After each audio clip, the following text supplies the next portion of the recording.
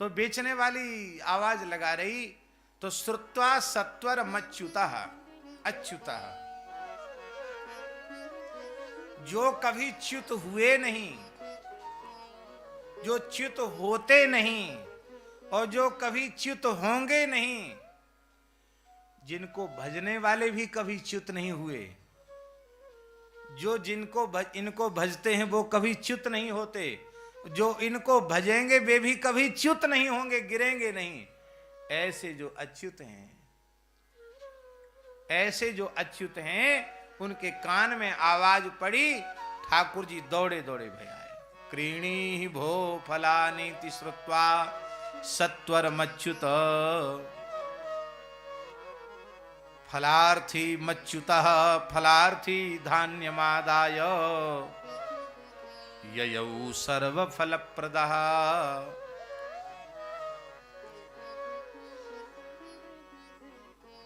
ठाकुर जी दौड़े भय आए, बोले ला ला फल्ला दे रही है तो ला। वो बेचारी आई तो इसलिए थी कि मुझे बालकृष्ण का दर्शन हो जाए।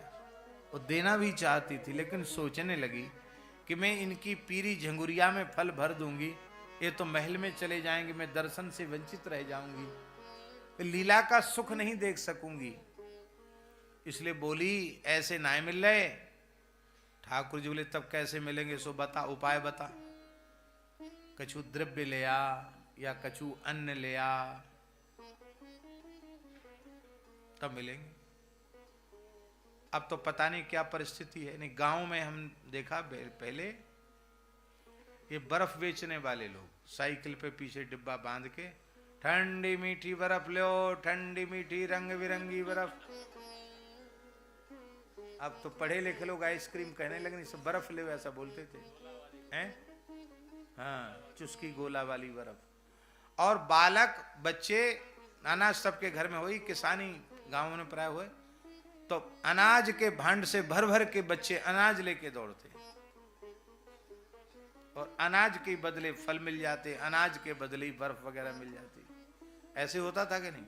वही लीला है ठाकुर जी की, बाल लीला है। भांड में से ठाकुर जी ने अनाज भरा, अंजलि में गेहूं भरे ठाकुर जी ने, और गेहूं भर के ठाकुर जी वहां से चले। छोटे से बालकृष्ण हैं, अपनी उंगली ऐसे बांधी नहीं, उंगली खुली हुई है। अब खुली हुई उंगली में कितना अनाज रहेगा? वहां से झरते झरते जब तक डलिया के पास ठाकुर जाए, हथेली पे कछु दाने चिपके रह गए, ले झाड़ दिए। अब ला गोलच्छो सवरे अन्न को तो गिराया है, 10-20 दाने डार के कह रहे लियो, चलो कोई बात ना है, ऐसे नहीं मिलेंगे। तब कैसे मिलेंगे? तू हमते मैया कह के बोल, हमारी गोद में बैठ, तब मिलेंगे। इतना सुनते ही तो बालकृष्ण प्रभु तुरंत गोद में बैठ गए, अपनी नन्ही नन्ही भुजाओं से उसके कंठ को आवृत कर लिया, लिपट गए उससे। अब तो कितना सुख मिला होगा उसको, वो वही जान सकती है, ठाकुर जी जान सकते। ठाकुर जी का मुख चूमा है, मस्तक सूंघा है, वात्सल्य सिंधु में डूब गई है। अब फिर संकोच भी करती है कि मैया भीतर से देख रही, पता नहीं कहा कहेगी। आखिर तो ब्रजराज कुमार हैं, उनकी झुंगली फलों से भरती। पर ठाकुर जी ने वो हथेली के दाने झाड़ करके भी उसके पूरी टोकरी को रत्नों से भर दिया। यहां ठाकुर जी का एक बड़ा सुंदर विशेषण है, फलार्थी। बोलो, फलार्थी। ठाकुर जी फलार्थी हैं।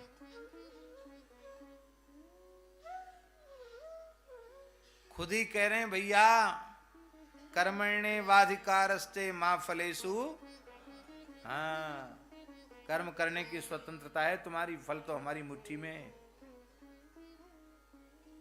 जो सबको फल देवे वाले हैं वो फलार्थी कहां हो सके?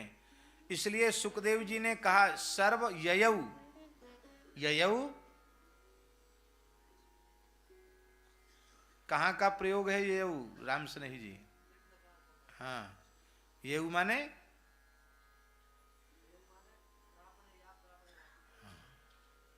सर्व फल प्रदः ययौ, सब संपूर्ण फल देने वाले भगवान, जो सबको फल देने वाले भगवान हैं, वो शीघ्रता से दौड़ करके गए। ययौ सर्व फल प्रदः।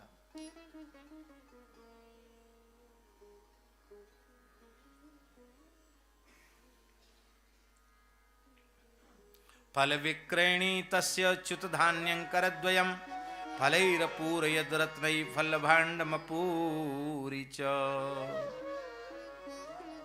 गर्ग संहिता के अनुसार ये फल बेचने वाली पूर्व जन्म की निषाद राज गुह की जन्मदात्री माता थी। गर्ग संहिता में ये कथा लिखी है।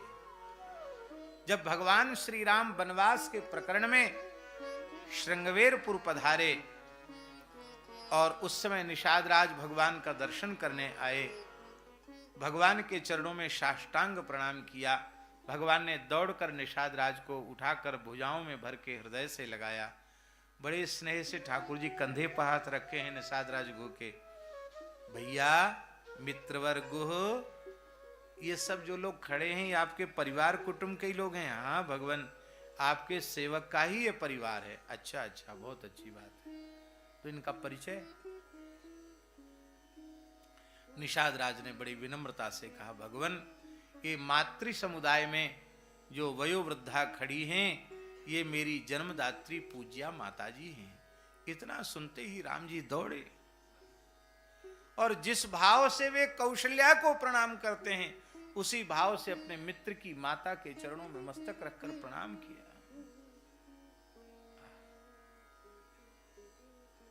नीति प्रीति नीति प्रीति परमारथ स्वार्थ को न राम सम जान जतारथ। राम ही केवल प्रेम प्यारा जान ले जो जान निहारा। राम जी ने चरणों में प्रणाम किया। अब वह कितने प्रेम में विभोर हो गई, ऐसे वात्सल्य भाव में डूब गई वो महाराज जी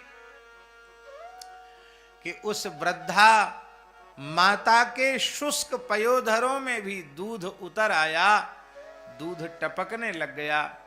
मन में विचार करने लगी, छोटे से बालक होते तो मैं बहुत लाड़ प्यार करती, दुलार करती इनका। ठाकुर जी तो भक्त वांछा कल्प तरु हैं। अरे कल्प वृक्ष कहाँ महाराज, हमारे रघुनाथ जी तो आराम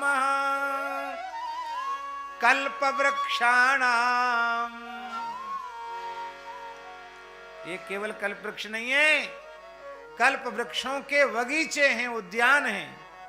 आराम कल्प वृक्षाणाम विराम सकलापदाम अभिरामस्त्रिलोकानाम रामः श्रीमान सन प्रभु।